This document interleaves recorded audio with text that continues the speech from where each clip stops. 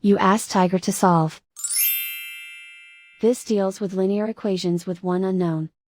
The final result is n equals -2. Let's solve it step by step.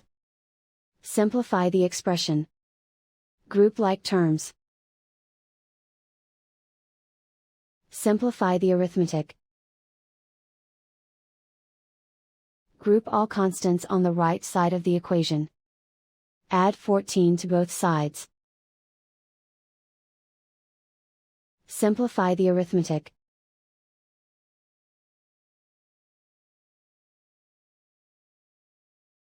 Isolate the n. Divide both sides by -3. Cancel out the negatives. Simplify the fraction. Move the negative sign from the denominator to the numerator. Find the greatest common factor of the numerator and denominator. Factor out and cancel the greatest common factor. And so the final result is n equals -2.